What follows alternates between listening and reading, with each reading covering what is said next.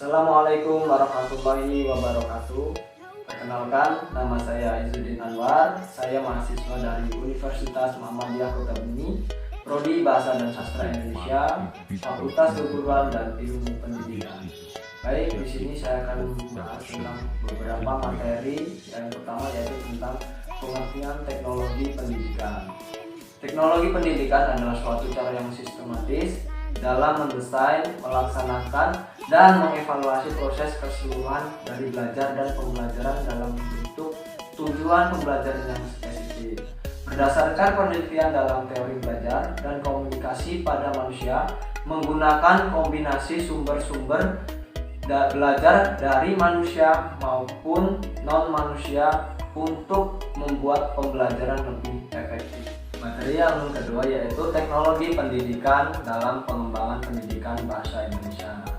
Yang pertama yaitu motivasi kreativitas anak didik ke arah pengembangan iptek itu sendiri, di mana nilai-nilai negara Indonesia menjadi sumber acuannya.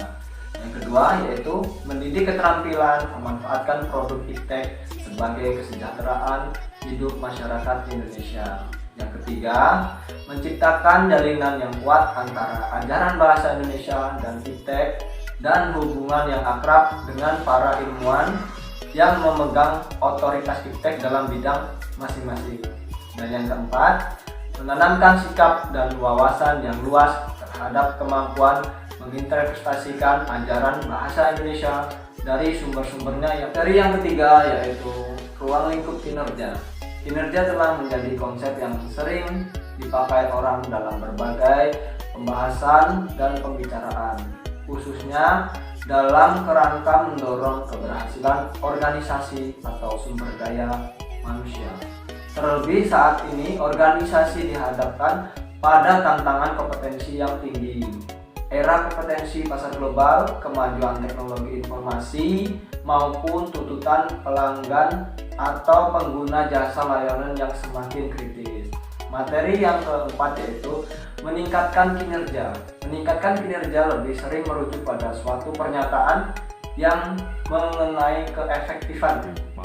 Bisa merupakan cara-cara yang diharapkan membawa hasil yang berkualitas.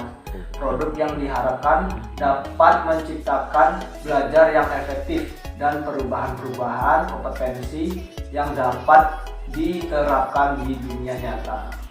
Materi yang kelima yaitu penerapan teknologi dalam pembelajaran pendidikan agama Islam.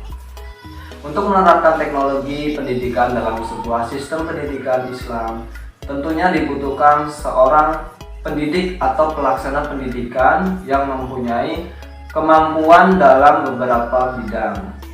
Apabila sebuah lembaga pendidikan Islam mempunyai tenaga yang kompeten dalam beberapa bidang seperti pengembangan teknologi cetak, teknologi audiovisual, teknologi berbasis komputer, teknologi terpadu, maka akan lebih mudah lagi lembaga pendidikan Islam untuk menerapkan teknologi pendidikan secara maksimal, serta memperoleh hasil yang maksimal juga.